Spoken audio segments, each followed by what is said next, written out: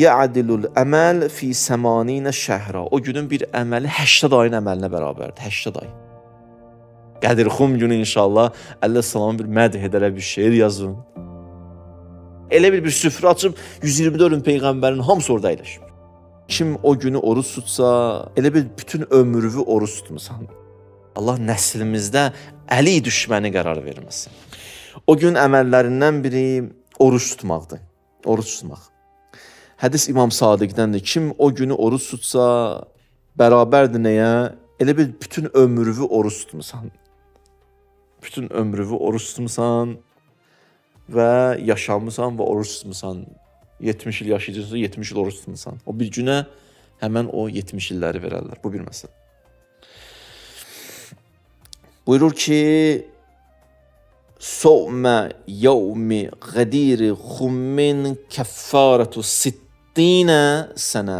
O günün orucu bərabərdir 60 ilin günahının kəffarəsinə. Bu qədər gücü, qüdrəti var. Bağışlanmaq istəyənlər o gün orucundan möhkəm tutsunlar. O gün orucu. Bu iki. Yaxşı. O günün əməlləri. O gün əməllərindən deyəcəm sizə neyin.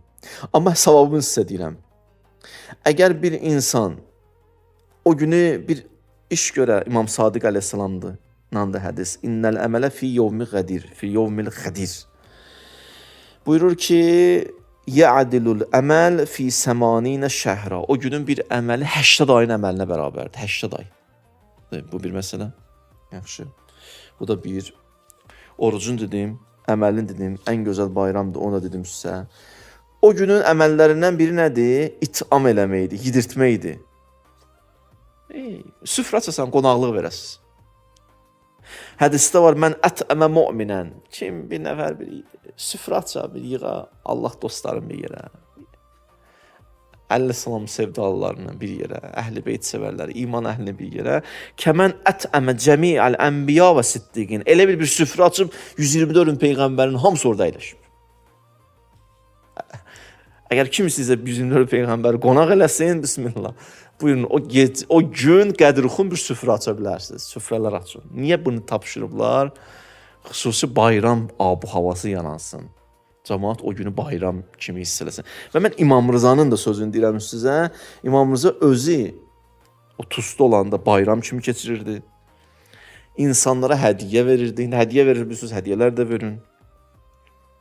Və İmam Rızanın tapşırıqları deyir, xoş üzlə bir-birinizlə görüşün. Dostlar, qardaşlar biri digərini, xanımlar biri digərini ağuşuna alsın, bağrına sıxsın. Qardaşlar biri digərini öpsün. Xoş üzlə görüşsün, bir-birinə təbrik desin. Danışanda bir-birinə təbəssümlə danışsın. Hətta hədiyyə almaq istəyirsə ailəvizə, yaxşı gündə imamınıza tapşır, ailəvizə, balalarınıza hədiyyə alın, süfrə açın ailəvizə.